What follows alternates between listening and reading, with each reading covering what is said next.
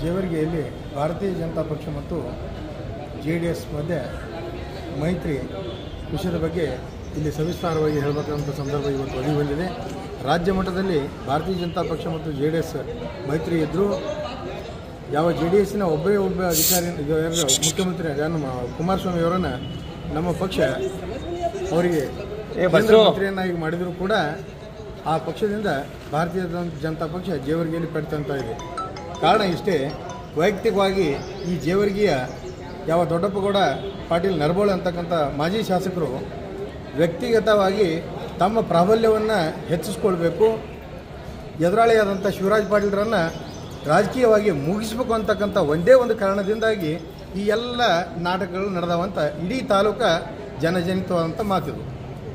ಇದಕ್ಕೆ ಉದಾಹರಣೆಯಾಗಿ ನಾನು ಹೇಳ್ತಾ ಇದ್ದೀನಿ, ಲೋಕಸಭಾ ಚುನಾವಣೆಯಲ್ಲಿ ನಮ್ಮ ಪಕ್ಷದ ಜೊತೆ ಮೈತ್ರಿ ಇದ್ದರೂ ಕೂಡ ನಮ್ಮ ತಾಲೂಕಾ ಅಧ್ಯಕ್ಷರಾಗಲಿ, ಜಿಲ್ಲಾ ಅಧ್ಯಕ್ಷರಾಗಲಿ, ನಮ್ಮ ಯಾವ ಹಿಂದಿನ ಒಂದು ಚುನಾವಣೆಯಲ್ಲಿ ವಿಧಾನಸಭೆ ಸ್ಪರ್ಧಿಸಿದಂಥ ಶಿವರಾಜ್ ಪಾಟೀಲರು ಮುಕ್ತವಾಗಿ ದೊಡ್ಡಪ್ಪಗೌಡರನ್ನು ಲೋಕಸಭಾ ಚುನಾವಣೆಯಲ್ಲಿ ಆಹ್ವಾನಿಸಿ ಅವ್ರನ್ನ ವೇದಿಕೆ ಮೇಲೆ ಕರೆದು ಅವ್ರಿಗೆ ಮಾನ ಸನ್ಮಾನವನ್ನು ನೋಡಿದರೂ ಕೂಡ ಅದೇ ಒಂದು ವಾರದಲ್ಲಿ ಕುಮಾರಸ್ವಾಮಿ ಅವರು ಬಂದಂಥ ಸಂದರ್ಭದೊಳಗೆ ನಮ್ಮದೇ ಆದಂಥ ವ್ಯಕ್ತಿಯನ್ನು ಯಾವ ಅಭ್ಯರ್ಥಿಯಾದಂಥ ಶಿವರಾಜ್ ಪಾಟೀಲರಿಗೆ ಅವಮಾನ ಮಾಡಿದ್ರು. ಅಂದರೆ ಇದರ ಅರ್ಥ ಇಷ್ಟೇ, ನನ್ನ ಎದುರುಗಡೆ ತಾಲೂಕಿನಲ್ಲಿ ಶಿವರಾಜ್ ಪಾಟೀಲ್ ಶೂನ್ಯ ಆಗಬೇಕು ಅಂತಕ್ಕಂಥ ಒಂದು ದೃಷ್ಟಿಯಿಂದ ನಮ್ಮ ಪಕ್ಷವನ್ನು ತುಳಿಯುವಂಥ ಪ್ರಯತ್ನ ನಡೆದಿದೆ. ಇನ್ನು ದೊಡ್ಡಪ್ಪಗೌಡರ ಬಗ್ಗೆ ಚರಿತ್ರೆ ಹೇಳಬೇಕಾಗಿತ್ತಂದ್ರೆ ನಮಗೇನು ಹೊಸದಲ್ಲ. ನಾವು ಕೇವಲ 14 ಜನ ಇದ್ದಾಗ ಭಾರತೀಯ ಜನತಾ ಪಕ್ಷ ಕಟ್ಟಿದಂಥ ಒಬ್ಬ ಕಾರ್ಯಕರ್ತ ನಾನು. ನನ್ನ ವೈಯಕ್ತಿಕ ಉದ್ದೇಶ ಹೇಳ್ತೀನಿ ನಾನು, ಯಾವಾಗ ಇವರು JDS KCP ಇಂಥವೆಲ್ಲ ಪಕ್ಷಗಳನ್ನು ಸುತ್ತಾಡಿ ಭಾರತೀಯ ಜನತಾ ಪಕ್ಷ ಬಂದರೂ ಸ್ವಯಂ ತಮ್ಮ ಅಧಿಕಾರದಷ್ಟೇ ನೋಡಿದ್ರು ವಿನ ಯಾವ ಕಾರ್ಯಕರ್ತರ ಬಗ್ಗೆ ನೋಡಲಿಲ್ಲ, ಮೇಲೆ ಬರ್ತಕ್ಕಂಥ ಯಾವ ಚುನಾವಣೆ ಬಗ್ಗೆನೂ ಅವ್ರು ಗಂಭೀರವಾಗಿ ಪರಿಗಣನೆ ಮಾಡಲಿಲ್ಲ. ಅಲ್ಲಿ ಲಾಭದಾಯಕವಂಥ ಕೆಲಸನೇ ತಾವು ಮಾಡಿದ್ರು. ಉದಾಹರಣೆಗೆ MLC ಚುನಾವಣೆ ಒಳಗೆ ಬಿರಾದರ್ ಅವರು ನಿಂತಾಗ ಅವಾಗೂ ಕೂಡ ಕಾಂಗ್ರೆಸ್ ಜೊತೆ ಕೈ ಜೋಡಿಸಿದ್ದು ಕಾರ್ಯಕರ್ತರಿಗೆ ಗೊತ್ತದ. ಉದಾಹರಣೆಗೆ ನಾನು ಹೇಳ್ತೀನಿ, ಆಗ ಪಂಚಾಯತಿ ಅಧ್ಯಕ್ಷನಾಗಿದ್ದೆ ನಾನು. ನನ್ನ ಜೊತೆ ಇರ್ತಕ್ಕಂಥ 8 ಜನ ಕಾಂಗ್ರೆಸ್ ಕಾರ್ಯಕರ್ತರನ್ನ, ಕಾಂಗ್ರೆಸ್ ಪಂಚಾಯತ್ ಸದಸ್ಯರನ್ನ ನನ್ನ ಆಫೀಸಿಗೆ ಕರ್ಕೊಂಡು ಬಂದು ರಾತ್ರಿ ಹೊತ್ತಿನಲ್ಲಿ ತೋರಿಸಿದೆ ನಾನು.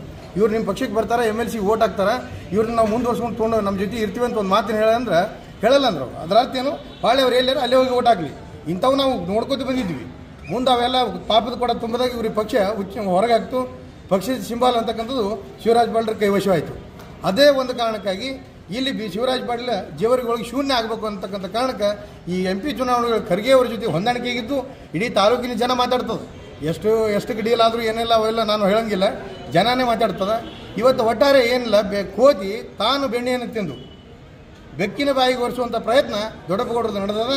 ಇದು ತಾಲೂಕು ಜನರಿಗೆ ಗೊತ್ತದ, ಯಾರೋ ಎಲ್ಲರಿಗೂ ತಿಳಿತದೆ. ಇವತ್ತಿನ ದಿವಸ ಮೀಡಿಯಾ ಭಾಳ ಫಾಸ್ಟ್ ಅದಾವ. ಇವತ್ತು ಮೊನ್ನಿನ ಚುನಾವಣೆ ನೋಡ್ರಿ, ಅಕ್ರಮವಾಗಿ ಖರ್ಗೆ ಅವರು ಯಾವ ದೊಡ್ಡಪ್ಪಗೌಡರು ಋಣ ತೀರಿಸಲಿಕ್ಕಾಗಿ, ಯಾಕೆ ತಮ್ಮ ಮಾವ ಸಂಸದ ಎಲೆಕ್ಷನ್ದೊಳಗೆ ಅವ್ರಿಗೆ ಹೆಲ್ಪ್ ಮಾಡಿದ್ರು ಅನ್ನೋ ಉದ್ದೇಶಕ್ಕೆ ಇಡೀ ಸರ್ಕಾರವನ್ನು ದುರ್ಬಳಕೆ ಮಾಡಿಕೊಂಡು ಒಬ್ಬ ಅಡಿಷನಲ್ SP ಮುಖಾಂತರ ಮುಂದೆ ಇಟ್ಕೊಂಡು ಬಂದು 2 ಕ್ಯಾಂಡಿಡೇಟನ್ನು ಅಪಹರಣ ಮಾಡ್ತಾರೆ. ಪೊಲೀಸರು ಗುಂಡಾಗಿರಿ ಪ್ರವೃತ್ತಿ ಮೇರ್ಲಿಕ್ಕೆ ಇವತ್ತು ನಮ್ಮ ರಾಜ್ಯ ಬಿಹಾರ ಆಗ್ತಾ ಇದೆ ಅಂತಕ್ಕಂಥದ್ದು ನಮಗೆ ಈ ಕಣ್ಣಿಗೆ ಕಾಣಾಗ್ತದೆ. ಇವತ್ತು ನಮ್ಮ ಜಿಲ್ಲೆ ಒಳಗೆ ನೋಡ್ರಿ, ನೀವು ಬೀದರ್ದೊಳಗೆ ಒಬ್ಬ ಕಾಂಟ್ರಾಕ್ಟರ್ ಕೊಲೆ ಆದ. ಇವತ್ತು ಇಲ್ಲಿ ಅಪಹರಣಗಳಾಗ್ತಾ ಇದ್ದಾವೆ. ಒಬ್ಬ ಚುನಾವಣೆ ನಡೆಯುವಂಥ ಸಂದರ್ಭದೊಳಗೆ ಎಲ್ಲ ಜನರ ಎದುರಿಗೆ ಮಧ್ಯದೊಳಗೆ ಒಂದು ಕಡೆ ಗೊಂದಲವನ್ನು ಸೃಷ್ಟಿಸಿ ಜಗಳ ಹಚ್ಚಿ ಅವ್ರು ಗುದ್ದಾಡ್ದಂಗೆ ಆಗಿರ್ಬೇಕು, ಈ ಕಡೆ ಪೊಲೀಸರು ಅಪಹರಣ ಮಾಡಬೇಕು, ಆ ಮತದಾನ ಹಕ್ಕನ್ನೇ ಕಿತ್ಕೊಳ್ಬೇಕಂತ ಪ್ರಯತ್ನ ಮಾಡ್ತಾರಂದ್ರೆ ಸರ್ಕಾರದ ಮತ್ತು ಅಧಿಕಾರದ ದುರ್ಬಳಕೆ ಅಂತಕ್ಕಂಥದ್ದು ಎಲ್ಲರಿಗೂ ಗೊತ್ತದ. ಅಲ್ಲಿನ ಜನನೇ ಮಾತಾಡ್ತಿದ್ರು. ಕೆಲವು ವಿಡಿಯೋಗಳು ಹರಿದಾಡ್ದು ನಾನು ನೋಡಿದೆ. ನಾನು ಏನು ಗುಂಡಾಗಿರಿಯಪ್ಪ ಇವ್ರದ್ದು ನರಬಳಿ ಅವ್ರದ್ದು, ಭಾಳ ಗುಂಡಾಗಿರಿ ನಡೀತು ಅಂದರು. ಅದಕ್ಕೆ ನಾನು ಹೇಳ್ತೀನಿ, ಹಿಂದೆ 40 ವರ್ಷದ ಧರ್ಮಸಿಂಗ್ ಆರಿಸಿ ಬಂದಿದ್ದು ಒಂದೇ ಒಂದು ಕಾರಣಕ್ಕೆ, ಬೇರೆ ಯಾರಾದರೂ ಬಂದರೂ ಗುಂಡಾಗಿರಿ ಮಾಡ್ತಾರಕ್ಕಂತಕ್ಕಂಥ ಪ್ರವೃತ್ತಿಗೆ.